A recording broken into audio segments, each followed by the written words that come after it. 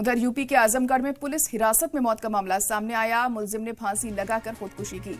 लापरवाही में 2 पुलिस एहलकार भी सस्पेंड कर दिए गए हैं। मुलजिम पर था लड़की से छेड़छाड़ का इल्जाम। तो बड़ी खबर इस वक्त आपको बता दें, आजमगढ़ से सामने आ रही है, जहां पर पुलिस हिरासत में मौत हो गई है। खुदकुशी कर ली है एक मुलजिम ने।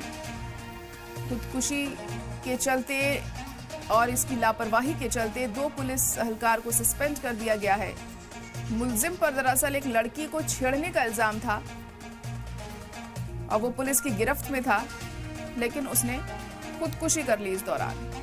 और अब पुलिस पर लापरवाही का इल्जाम लगा है और लापरवाही के ही चलते 2 पुलिस एहलकार को सस्पेंड भी कर दिया गया है। तो यूपी के आजमगढ़ में ये मामला सामने आया, जहां पुलिस हिरासत में एक शख्स की मौत हो गई है। उसने अपनी जिंदगी खत्म कर ली, खुदकुशी कर ली, फांसी लगाकर अपनी जान दे दी और इसी के चलते 2 पुलिस वालों को सस्पेंड भी किया गया है खुदकुशी में लापरवाही को लेकर, क्योंकि इस मुलजिम ने जो खुदकुशी की उसमें पुलिस की लापरवाही सामने आई, जिसके चलते उन्हें सस्पेंड कर दिया गया।